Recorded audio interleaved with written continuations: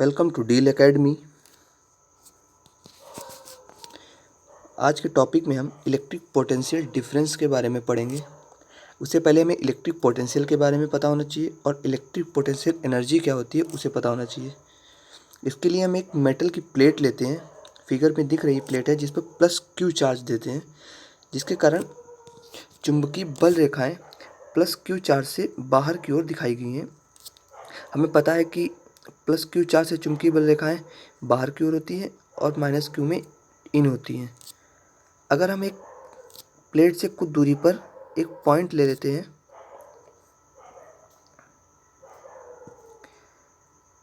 Point जिस पर plus Q charge देते हैं, इस पॉइंट को हम रेफरेंस पॉइंट के नाम से भी जान सकते हैं। अगर इस प्लस क्यू पॉइंट को विदाउट एनी एक्सटर्नल फोर्स लगाए हुए इसको हम चुंबकीय इलेक्ट्रिक फील्ड के अंदर पॉइंट 1 पे रखते हैं और इसका चार्ज अभी भी प्लस क्यू ही है, तो प्लस क्यू चार्ज और प्लेट का प्लस क्यू चार्ज दोनों सेम पोलरिटी के होने की वजह से इस पर एक फोर्स लगता है एफ, जो जस्ट अपोजिट होता है। अब अगर हम इस पॉइंट 1 से पॉइंट 2 के बीच में चार्ज प्लस क्यू को ट्रांसफ़र करते हैं तो हमें इस फोर्स के अपोजिट एक वर्क करना पड़ेगा। इस वर्क को ही हम इलेक्ट्रिक पोटेंशियल एनर्जी के रूप में संचित करते हैं। वर्क डन जो होता है, जो 1 से 2 के बीच में होता है, वर्क डन इक्वल टू क्या होता है, फोर्स इनटू डिस्प्लेसमेंट। अब यहाँ पे फोर्स क्या है, फोर्स हमें पता है, फोर्स इक्वल टू होता है, फोर्स इक्वल टू होता है इलेक्ट्रिक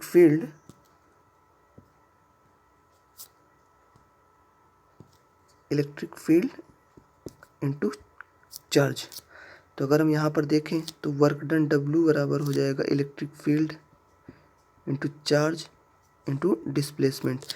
तो यहाँ पर वर्क डन ही हमारा इलेक्ट्रिक पोटेंशियल एनर्जी होती है, तो ये हमारी चार्ज पे डिपेंड करती है। इसका मतलब कि अगर हम चार्ज को चेंज करते हैं इलेक्ट्रिक फील्ड के अंदर तो हमारी इलेक्ट्रिक पोटेंशियल एनर्जी भी चेंज होती है।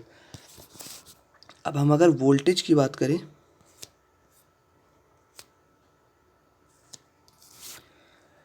वोल्टेज क्या होता है, voltage difference V2 minus V1 equal to work done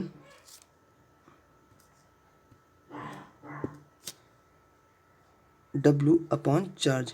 voltage difference क्या होता है, पर यूनिट चार्ज पर किया गया वर्क ही वोल्टेज डिफरेंस कहलाता है। तो अगर वर्क डन हमारा क्या था, electric field into charge into displacement upon Q, तो क्यू से क्यू कट जाएगा, तो हमारा वोल्टेज डिफरेंस क्या आ जाएगा, V2 minus V1 equal to E into D. तो V equal to E D. यहाँ से हमें पता चलता है कि वोल्टेज जो है चार्ज पर डिपेंड नहीं करता है।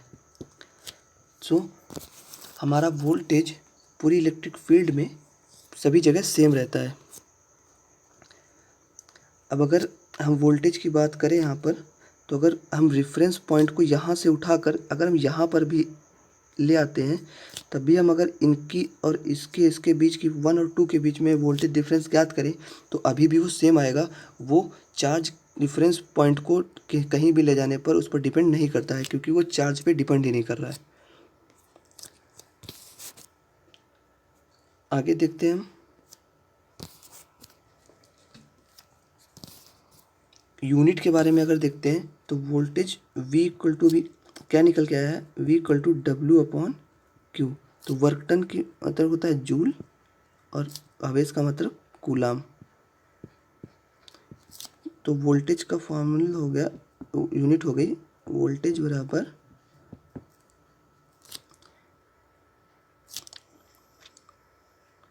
जूल प्रति कूलाम। कई बार ये यूनिट कंपटीशन में आई है कि वो जूल प्रति कूलाम किसके इक्वल होता है, तो वोल्टेज के इक्वल होता है।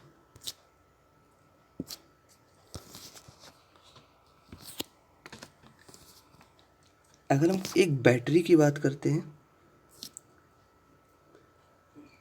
तो बैटरी में दो पॉइंट होते हैं, एक प्लस और एक माइनस।